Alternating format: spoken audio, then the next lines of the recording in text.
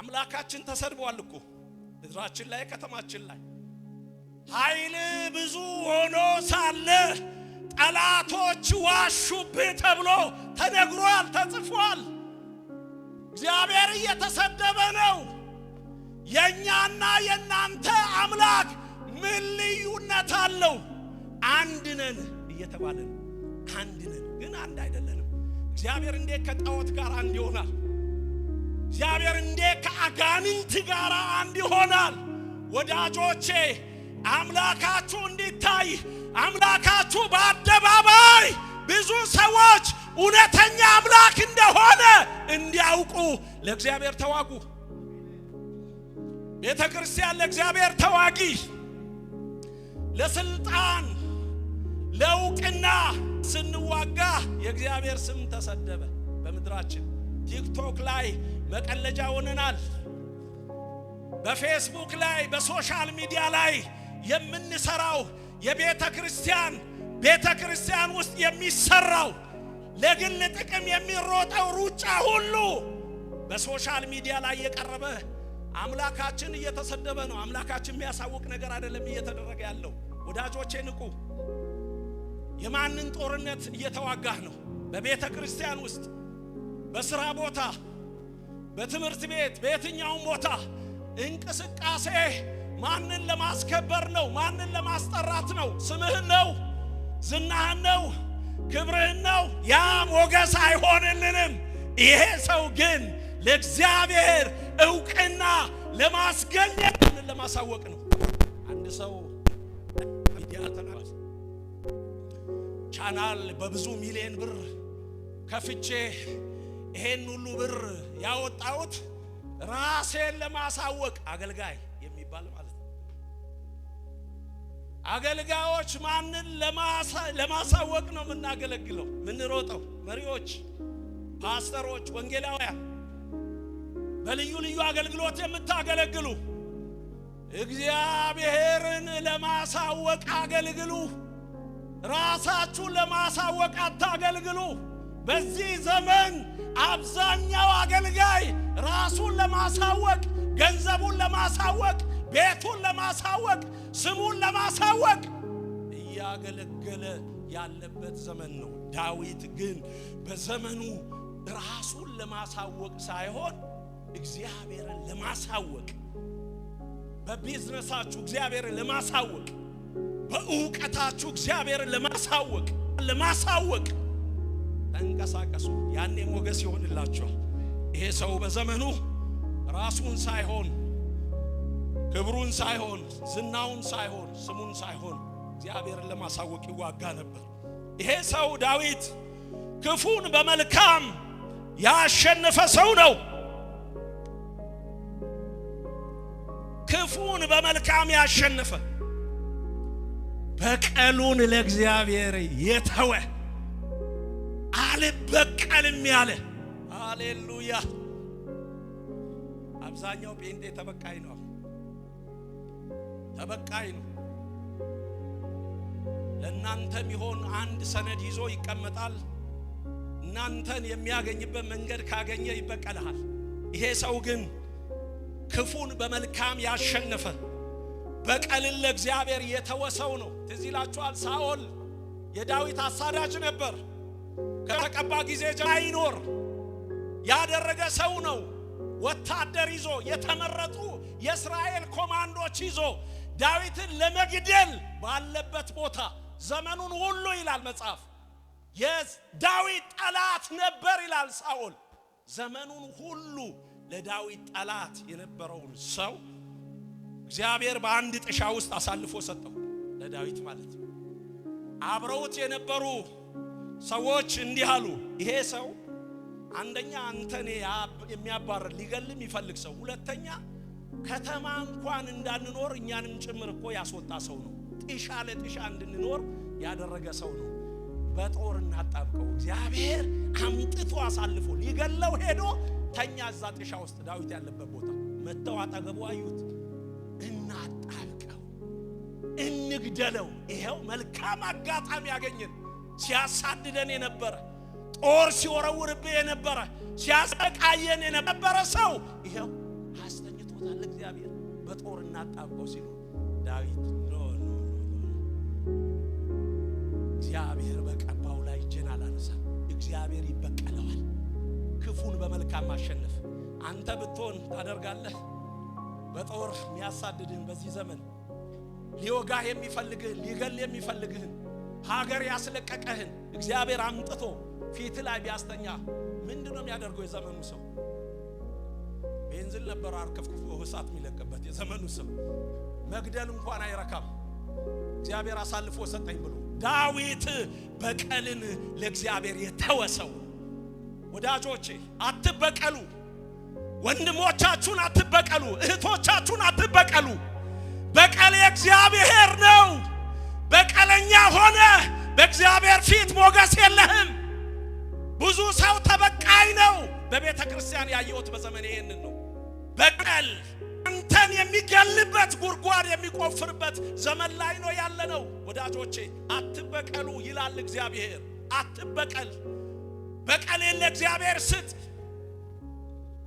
ክፉን በመልካም ያሸነፈ በቀሉን ለእግዚአብሔር የሰጠ ልቡ ቅንና በአምላኩ የሚታመን የምህረትና የይቅርታ ልብ የተሞላ ሰው ምህረት ይቅርታ ምህረት አደረገለት ለጠላቱ ልብሱን ቆርጦ ወሰደ ኮዳውን ወሰደ ጦሩን ወሰደ ከዛ ሳኦል ተኝቶ ጠዋት ሲነጋ ዳዊት እዛው በነበረበት ተራራ ላይ ቆሞ ሳኦል አንተን እኮ መግደል ይችል ነበር እግዚአብሔር አሳልፎ ሰጥቶኛል አጠገብ ደርሼ ነው እኮ የመጣሁት ኮዳና ጦርክ ይሄውልህ በእጄ ነው ያለው ጦርና ኮዳ በእጄ ነው ያለው ግን ለምን አትተወኝም ግን ለምን ታሳድደኛለህ መበቀል ብፈልግ እኮ እገልህ ነበር ይኸው እጃለሁ አለ ወይዬው አንተ በእውነት የእግዚአብሔር ሰው ነህ ብሎ አለቀሰ ይላል ሳኦል ያዞ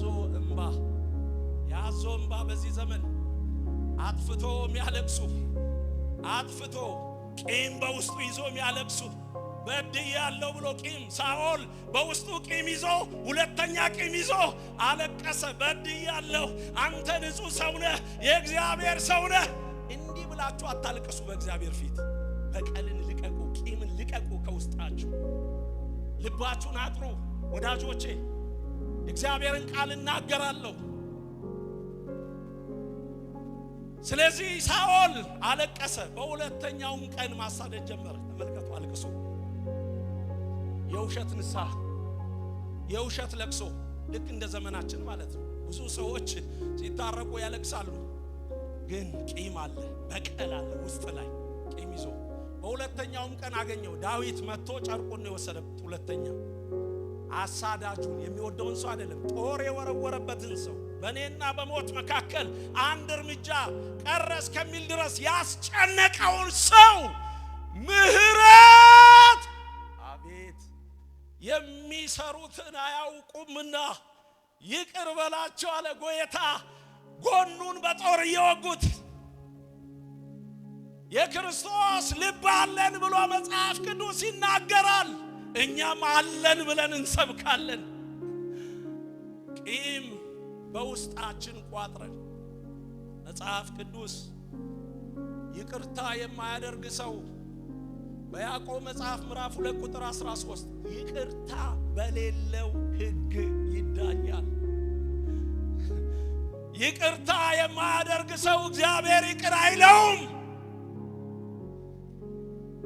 ይቅርታ የማያደርግ ሰው ፍጻሜው ሲኦል ነው ይቅር በል በሽተኛ ትሆናለህ ቂም በውስጥ ይዘህ በቂም ነው ስኳር በሽታ አላልኩም ግን በጥናት እንደተረጋገጠው ቂም የሚይዙ ሰዎች በሽተኞች ናቸው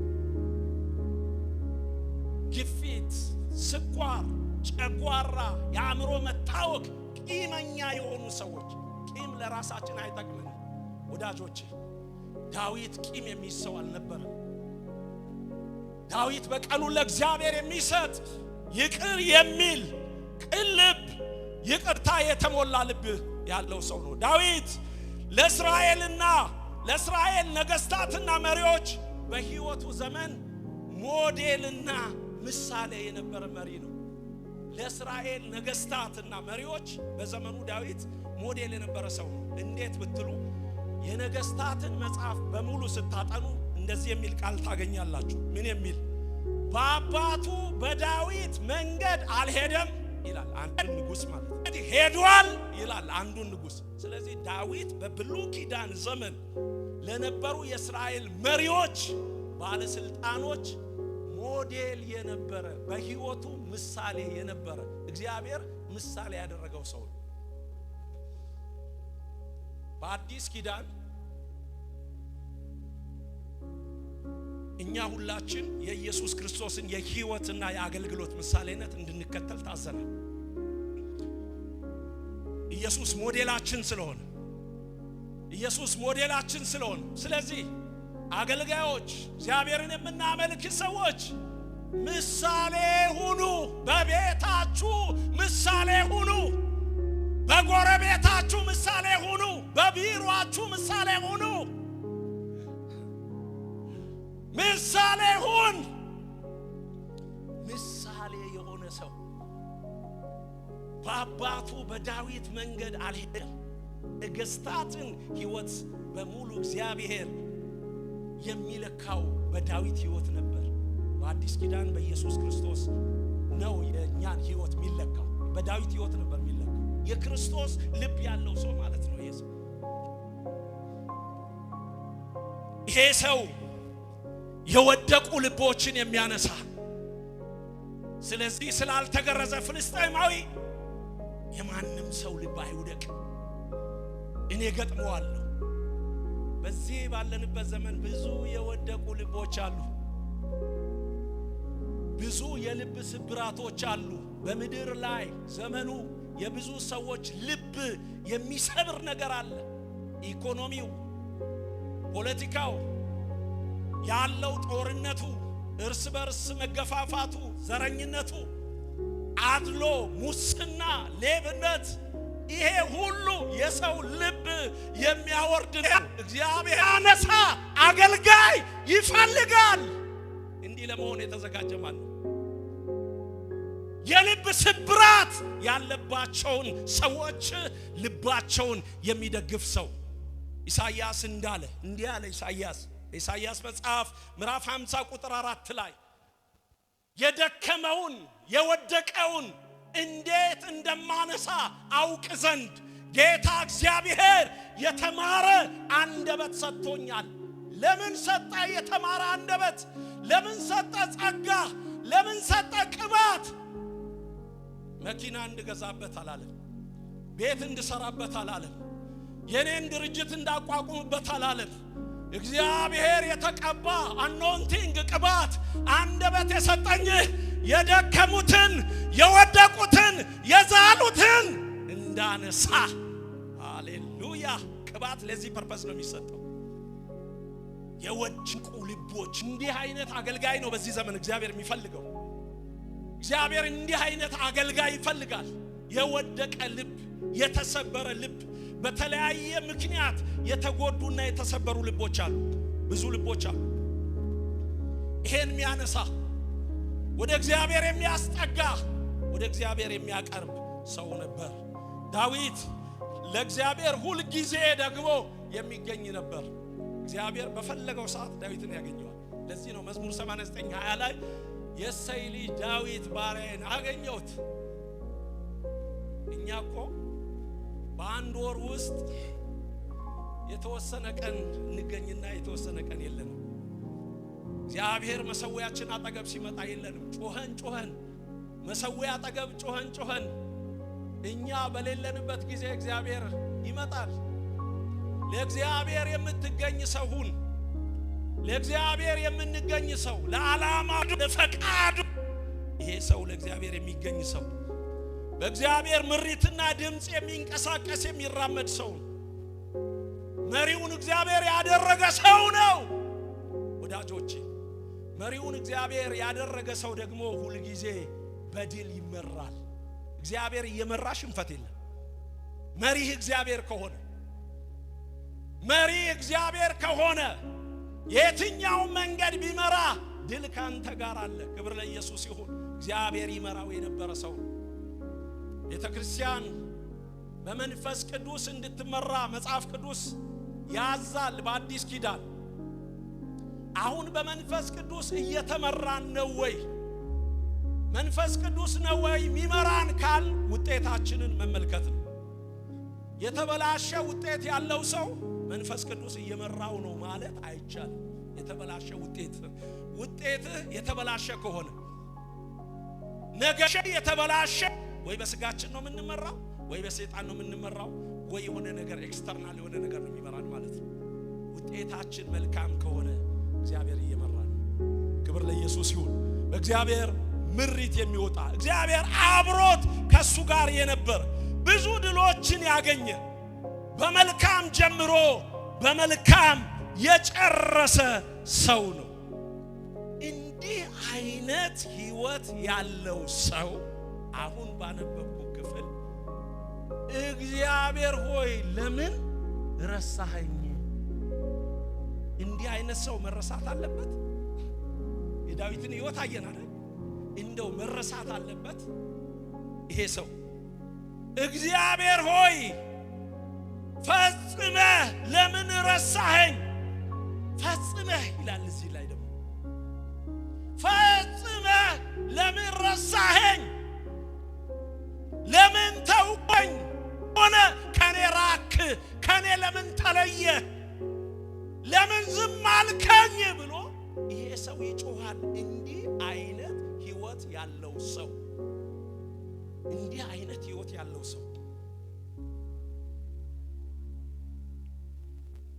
ዳዊት እግዚአብሔር ፈጽሞ የረሳው በመሰለ ጊዜ ምን አደረገ? ይሄ ነው ትልቁ ታርጌታችን፣ ነጥባችን። እቺን ያዙልን። እግዚአብሔር የረሳው በመሰለ ጊዜ ዳዊት ምን አደረገ?